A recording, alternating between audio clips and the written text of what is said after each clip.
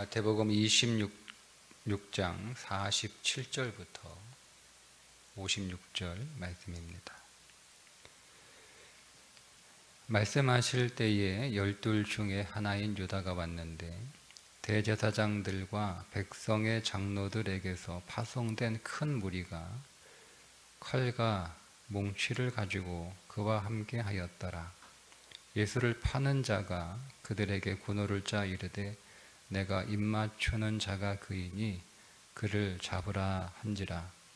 곧 예수께 나와 랍비여 안녕하시옵니까 하고 입을 맞추니 예수께서 이르시되 친구여 네가 무엇을 하려고 왔는지 행하라 하신대. 이에 그들이 나와 예수께 손을 대어 잡는지라. 예수와 함께 있던 자 중에 하나가 손을 펴 칼을 빼어 대제사장의 종을 쳐 그 귀를 떨어뜨리니 이에 예수께서 이르시되 네 칼을 도로 칼집에 꽂으라. 칼을 가지는 자는 다 칼로 망하느니라.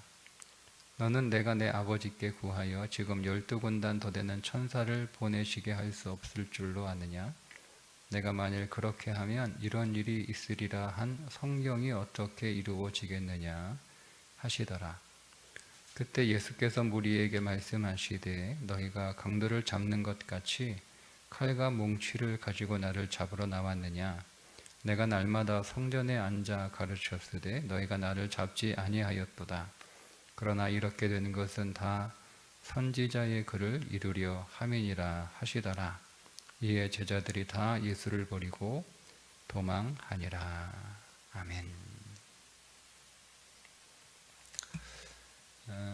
가룟 유다가 예수님이 무리들과 떨어져 있는 예수님을 체포해도 예수님을 좋아하고 예수님을 지지하는 사람들이 없을 때, 그래야 그들이 예수님을 체포하는 것으로 인하여 밀란을 일으키지 않을 테니까, 그래서 예수님이 따로 있을 때 그때를 알려주면 군대를 동원해서 예수를 체포하겠다. 그러니까 예수님께서 겟세마네 동산에서 제자들과 따로 계실 때, 그때 가룟 유다가 자기와 결탁한 종교 지도자들과 연락을 취해서 예수를 체포하도록 하는데 협조를 하게 됩니다. 가룟 유다가 왜 예수를 은 30에 팔았을까? 그가 돈 욕심 때문에 예수를 팔았던 것일까? 그렇게 생각하기는 조금 무리가 있습니다. 왜냐하면 가룟 유다는 돈꾀를 맡은 사람입니다. 그러니까 그가 정말 돈에 욕심이 있었다면 그 돈꾀를 가지고 그냥 가버리면 되지 않았을까요? 굳이 자기가 어쨌든 3년 동안 따랐던 스승을 군대에 넘겨줄 필요는 없었을 거예요. 그가 돈꾀를 관리하고 있었기 때문에 그 돈이 적지 않았을 것이고, 돈에 욕심이 있었다면 그냥 그 돈을 가지고 사라졌으면 될 일입니다. 그래서 그가 예수님을 은 30에 팔았다고 해서 돈 때문에 예수님을 팔았다라고 보기에는 저는 좀 무리가 있다, 이런 생각을 좀 합니다. 그러면 가룟 유다가 왜 예수를 따랐을까 하는 거예요. 여러분, 가룟 유다는 돈꾀를 맡은 사람이라고 나오죠.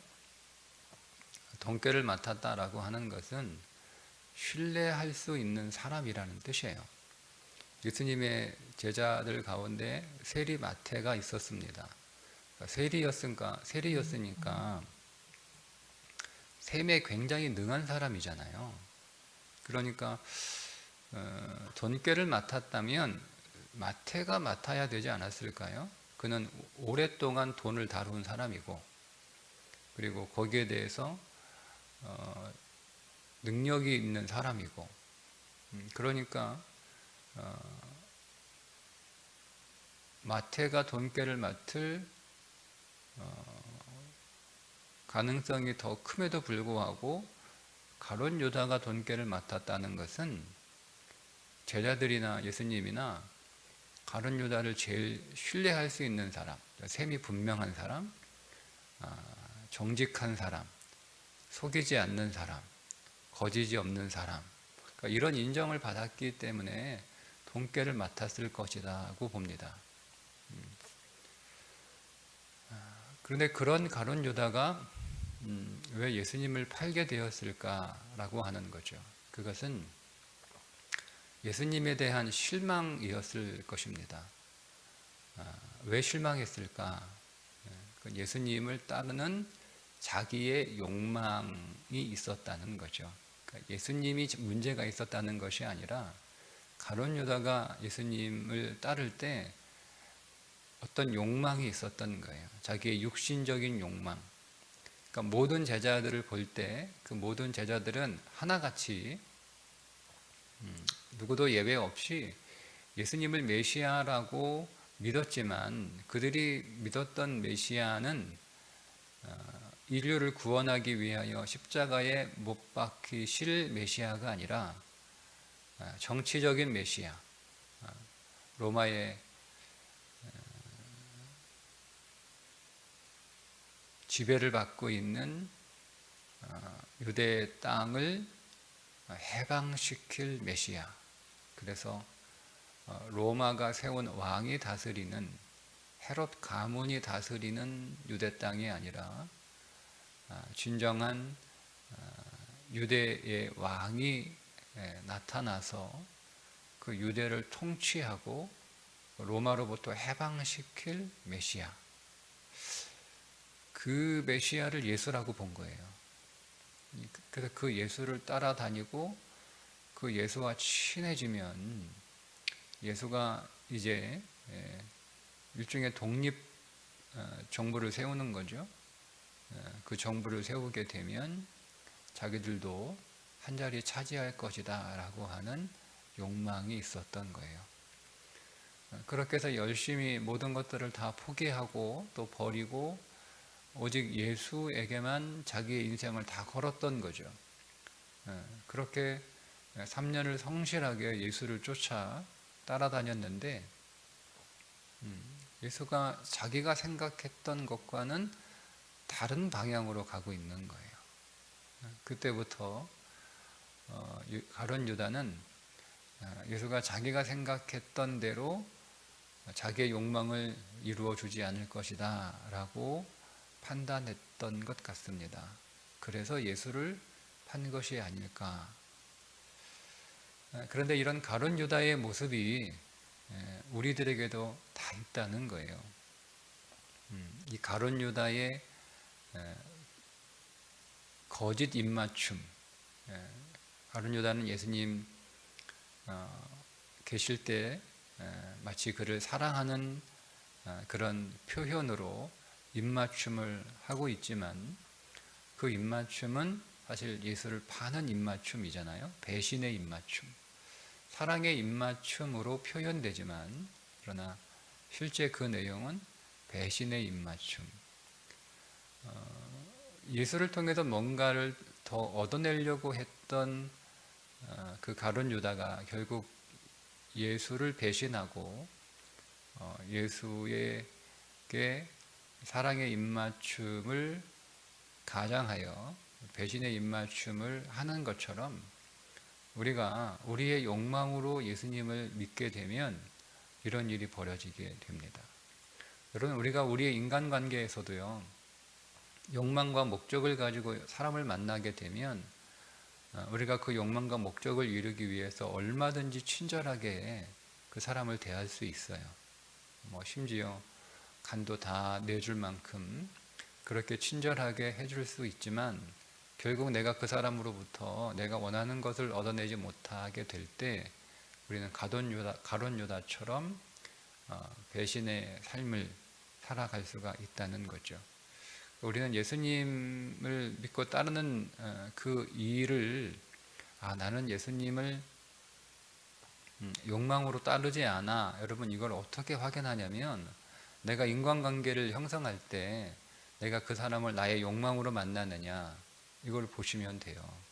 내가 사람을 욕망으로 만나면 내가 예수도 욕망으로 믿고 있다, 이렇게 보시면 틀리지 않습니다.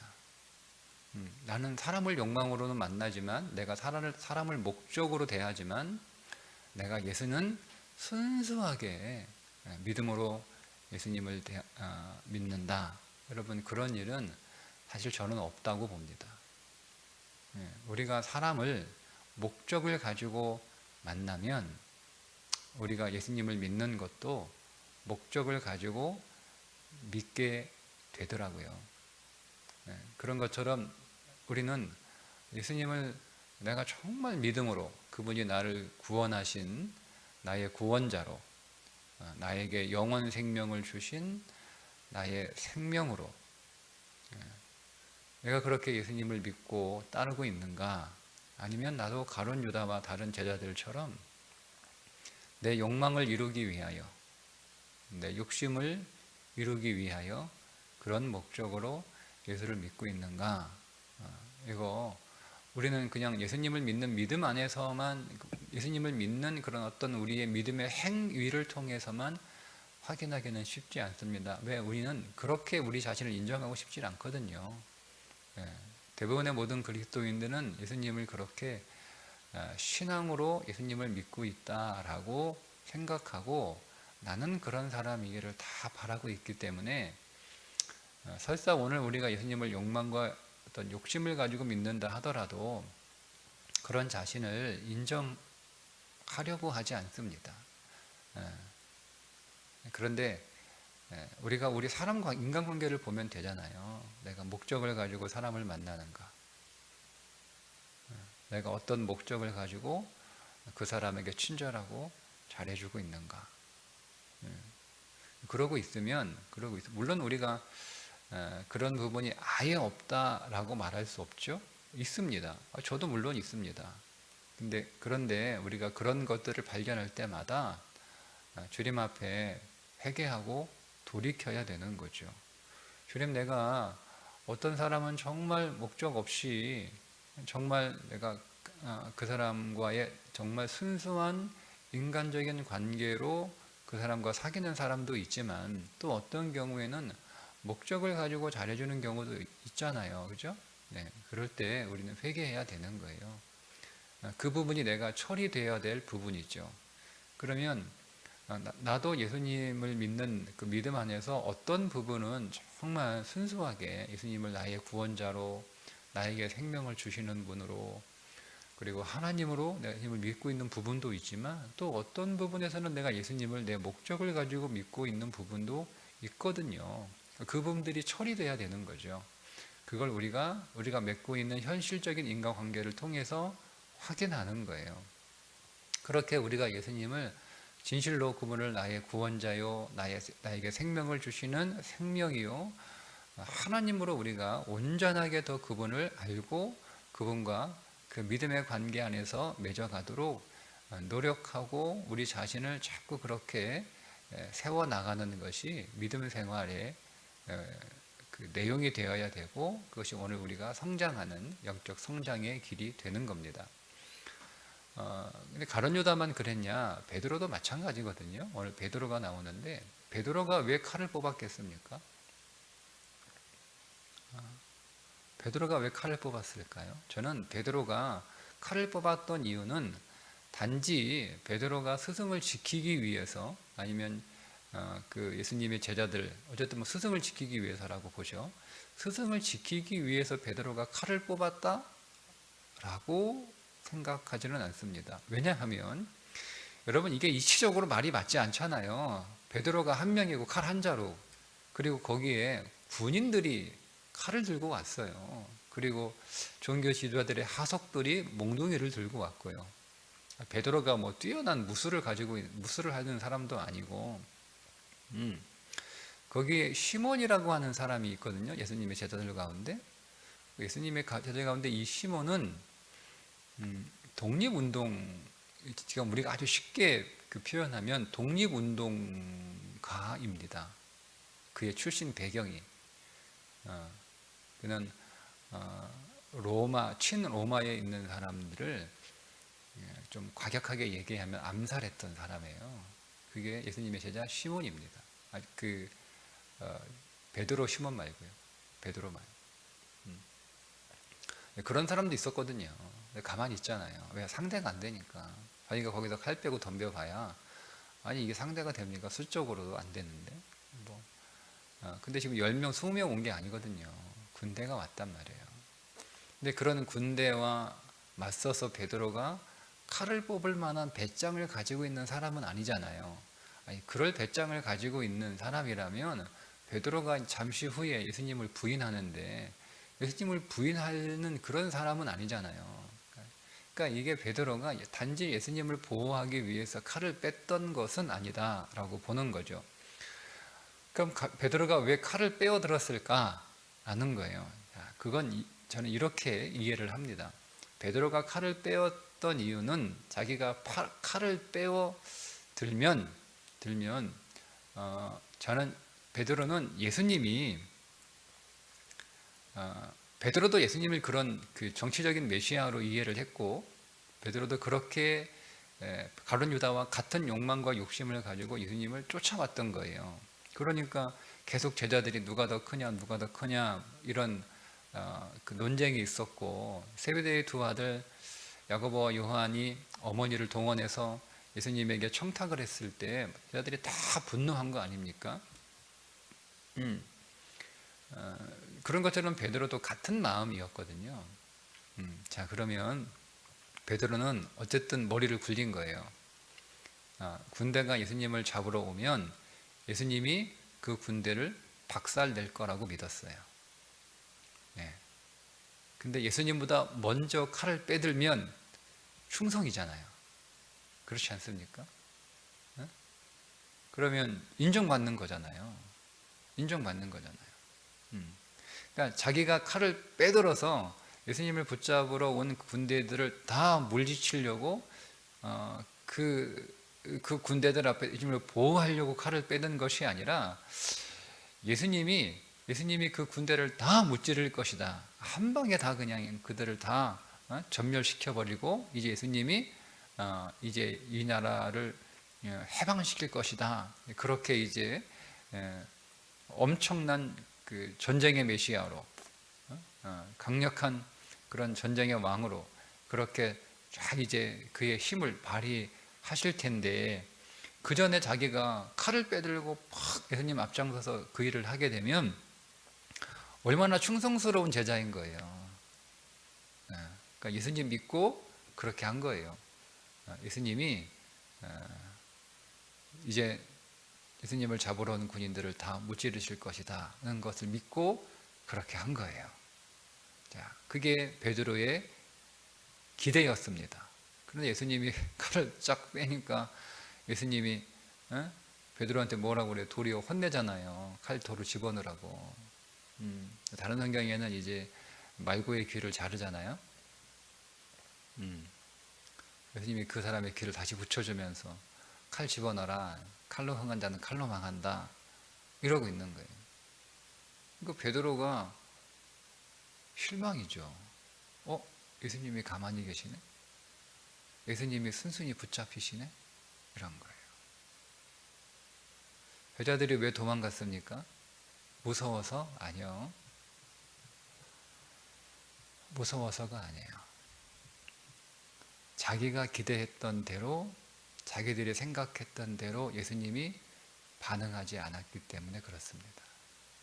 여러분, 우리가 왜 예수님을 부인하나요? 우리는 예배드리고 기도하고 또 교회 섬기고 헌신하고 말씀에 순종하고 그렇게 신앙생활 열심히 하면 하나님이 나에게 어떻게 해 주실 것이라고 하는 기대가 있어요. 그런데 그 기대처럼 되지 않아요. 그때 우리는 베드로나 다른 제자들이 가지고 있었던 같은 감정을 갖게 됩니다. 그러니까 적극적으로는 가룟 유다 예수님을 파는 거고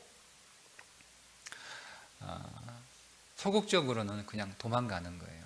예수님으로부터 멀어지는 거죠. 그러니까 우리도 똑같은 거예요.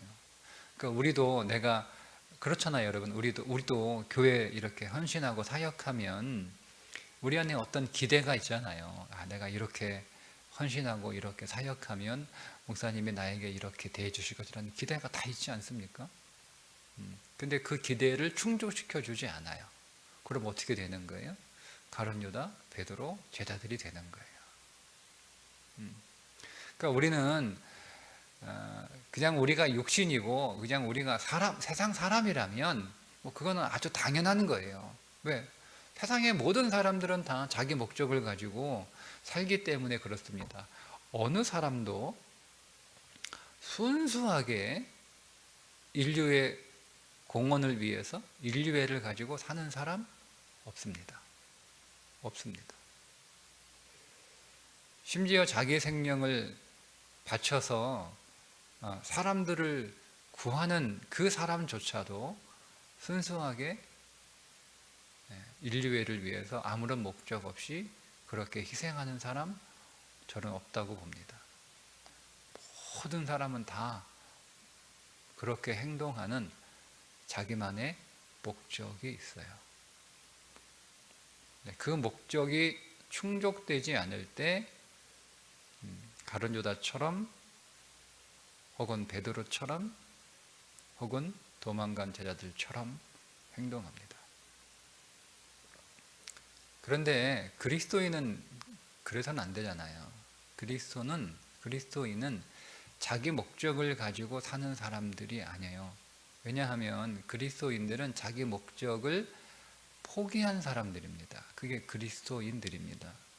자, 주님이 제자들에게 뭐라고 가르치셨어요? 너희는 먼저 그의 나라와 그의 의를 구하라. 그러니까 무엇을 먹을까, 무엇을 마실까, 무엇을 입을까 걱정하지 마라. 이게요, 자기 목적이라는 뜻이에요. 먹고 마시고 입는 것, 먹고 마시는 것은 생존이잖아요. 옷은 신분입니다. 그러니까 그런 목적으로 예수님을 따라 다니지 말라는 거예요. 그런 목적으로. 제자는 그런 목적을 버린 사람들이에요. 자기를 부인하고, 자기를 부인하는 게 뭐죠? 육신의 목적을 부인하는 거죠. 내가 이제껏 내 목적을 가지고 인생을 살았는데 그렇게 살았던 나의 인생이 잘못되었다는 것을 깨닫는 거예요. 그게 회개죠. 그래서 바른 목적, 내가 가지고 있는 나의 목적은 그것이 생명인 줄 알았으나 사실은 그것은 사망이었고, 내가 내 목적을 위하여 그 목적을 성취하기 위하여 달리는 내 인생의 길이 성공이라고 생각했으나 그것이 사실은 망하는 것이었구나를 깨닫는 것을 회개라고 합니다. 거기서 돌이키는 거죠. 그래서 내 목적을 포기하고 이제 영원한 목적이에요. 영원한 목적. 그게 주님이죠. 그 주님을 목적 삼아 생명의 길, 진정 승리하는 인생의 길을 가겠다라고 나선 사람들이 그리스도인들입니다. 내가 내 목적을 이루는데 내 힘으로 부족하니까 예수의 힘을 좀 더 빌려서 예수의 덕을 좀 볼까, 예수의 덕을 봐서 내 목적을 이루어 볼까라고 하는 것은 종교예요. 전형적인 종교이지 그거는 신앙이 아니에요. 그런 사람들을 그리스도인이라고 부르지 않습니다. 그냥 교회 다니는 기독교 종교인이죠. 그러니까 오늘 우리는 예수님을 믿는 믿음의 삶에서뿐만 아니라 우리의 모든 인간관계가 목적을 가지고 자기 목적을 위해서 일을 하고 자기 목적을 위해서 사람을 만나는 일이 우리 안에서 계속 처리돼야 되는 거예요. 처리돼야 돼요. 그것이 우리 안에 처리되는 모습들이 나타나지 않으면 우리는 여전히 예수님을 내 목적을 이루기 위하여 믿고 있는 거죠. 거의 그럴 확률이 매우 높습니다. 우리의 삶이 분리가 될 수 없어요. 그게 분리가 되는 것을 미선이라고 하는 거예요. 예수님께서 지적하시고 예수님이 저주하셨잖아요. 그 당시 종교 지도자들은 분리됐어요. 삶과 그들의 신앙이 철저하게 분리된 거예요. 그걸 미선이라고 하는 겁니다. 그러면 오늘 우리가 사람은 내 목적을 위해서 만나요. 내가 사람들에게 친절하게 대하는 것도, 내가 사람들에게 잘해주는 것도, 내가 내 목적을 위해서 친절하게 대해주고 잘해주는 거예요. 그런데 내가 교회 와서 하나님을 믿는 것, 또 교회를 섬기는 것은 순수하게 내가 주님을 위해서 그렇게 하는 것이다. 그걸 미선이라고 하는 거예요. 그게 온전히 하나가 돼야 되는 거예요. 내가 교회에서 주님을 순수하게 주님을 섬기는 그 믿음의 삶이 내 삶 속에 그대로 적용이 돼서 나도 이제 더 이상 사람을 목적을 위해서 만나지 말고 주께서 나를 사랑하신 것처럼 나도 그 사랑으로 주님의 명령이니까 그 사랑으로 사람들을 사랑해야겠다라는 거죠.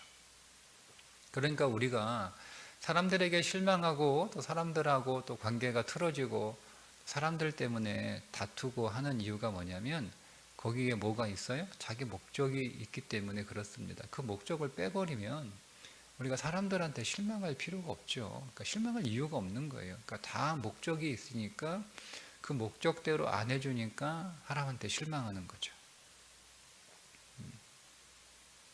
그러니까 내가 사람한테 실망했다. 하나님 어떻게 사람이 저럴 수 있어요? 라고 가끔 저도 그렇게 뭐 하나님 앞에 한탄하며 하소연하며 기도하기도 하는데 기도하다 보면 그 잘못됐다는 걸 성령이 깨닫게 네가 목적 가지고 사람 만나니까 그런 일 당하지. 그게 물론 그 사람이 나쁠 수 있겠지만 그거는 그 사람의 문제이고 네가 그 사람의 나쁜 것 때문에 네가 그렇게 속상하고 상처받고 억울한 것은 목적을 가지고 만났기 때문이지. 그냥 내가 이웃을 사랑하라 하고는 그 명령대로 네가 그렇게 했다면 그런 일은 없을 거 아니냐라고 말씀하시면 할 말이 없죠. 그 말이 사실이거든요. 성령께서 내 마음의 중심을 훤히 다 보고 말씀하시는데 거기서 어떻게 부정을 합니까? 아니라고 어떻게 변명을 합니까? 그냥 네 맞습니다 하나님. 제가 목적을 가지고 그 사람을 대했네요. 그렇게 회개할 수밖에 없어요. 그러나 하나님 제가 제 힘으로 목적 없이 사람을 순수하게 한 사람으로 존중하며 그 귀하게 여기며 사랑으로 대할 수 없으니 하나님이 저를 더 사랑해 주세요. 정확히 표현하면 제가 하나님의 사랑을 더 경험하고 누릴 수 있도록 제가 하나님의 사랑을 조금밖에 누리지 못하니까 제가 사람들도 이렇게 조금밖에 사랑하지 못하고 있으니 하나님의 사랑을 더 누릴 수 있도록 어떤 목적 없이 나를 그저 주님이 여러분 우리를 어떤 목적을 가지고 우리를 위하여 죽으신 건 아니잖아요. 왜냐하면 우리는 주님께 해드릴 수 있는 것이 아무것도 없습니다. 아무것도 없습니다. 뭐가 있을까요? 우리가 주님을 위해서 할 수 있는 일이 아무것도 없습니다. 우리는 도리어 주님께 방해가 되는 사람들이에요. 우리 방해하고 있잖아요. 우리 지금 사실 하나님 나라의 방해꾼들이지 도움이 되는 일을 할 수 있는 육신이 아니에요. 우리의 육신으로는 주님을 위해서 할 수 있는 게 아무것도 없는 사람인데 주님이 무슨 덕을 보겠다고 우리를 위하여 죽으셨겠어요. 덕 볼 게 하나도 없는데. 그러니까 그분의 사랑은 그래서 아가페인 거예요. 아무것도 요구하고 아무것도 바라거나 어떤 것도 기대하지 않는 그저 자신의 생명을 내어주신 사랑. 주님의 사랑 아닙니까? 그러니까 우리가 그 사랑을 얼마나 누리고 우리가 그 사랑을 얼마나 체험해서 그 사랑이 내 안에서 얼마나 실제가 되느냐, 그 실제가 되는 양만큼 우리가 우리 곁에 있는 이웃들을 사랑할 수 있는 거예요. 그게 부족하니까 우리가 주 앞에서 엎드리는 거죠.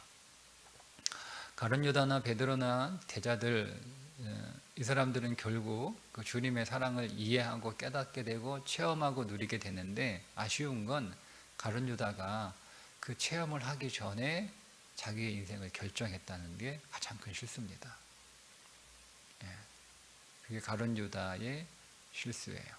그러니까 가룟 유다는 저는 악한 사람이 아니라 굉장히 윤리적인 사람이고요, 굉장히 도덕적인 사람이고 자아가 굉장히 강한 사람이에요. 그래서 자살한 거예요.